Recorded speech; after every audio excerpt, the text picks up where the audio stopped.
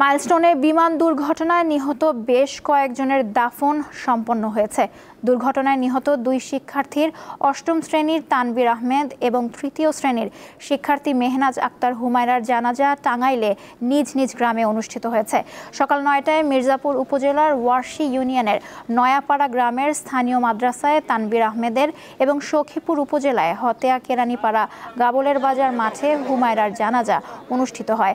জানাজা শেষে তাদের স্থানীয় ও পারিবারিক কবরস্থানে দাফন করা হয়। ওই স্কুলের ষষ্ঠ শ্রেণীর ছাত্র আব্দুল্লাহ শামীমের মরদেহ সকালে শরীয়তপুরের ভেদেরগঞ্জের উপজেলার পারিবারিক কবরস্থানে দাফন করা হয়।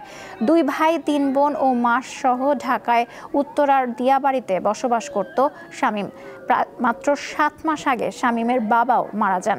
এদিকে মেয়েকে স্কুল থেকে আনতে গিয়ে মারা যান মা উম্মে হাবিবা রজনী। মেয়ে Jhumjhum Khatun milestone school and কলেজের ৫ম শ্রেণীর শিক্ষার্থী। ভোর ৪টার দিকে রজনীর মরদেহ গ্রামের বাড়ি মেহেরপুরের গাংনী উপজেলায় নিয়ে যাওয়া হয়।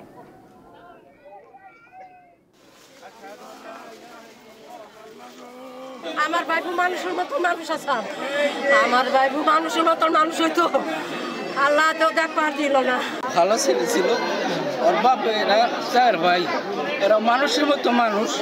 আশা ছিল ছেলেটারে দেশের বাইরে পাঠাবে। এই ধরনের বিমান প্রশিক্ষণ যেন কোনো জনবহুল এলাকায় যাতে না হয়, অন্য কোনো জায়গায় ভবিষ্যতে ট্রান্সফার করে বিমান প্রশিক্ষণ করা যায়, মুক্ত এলাকায় বা ধোয়া এলাকায় করা যায়, এটাই আপনাদের মাধ্যমে আমাদের অনুরোধ।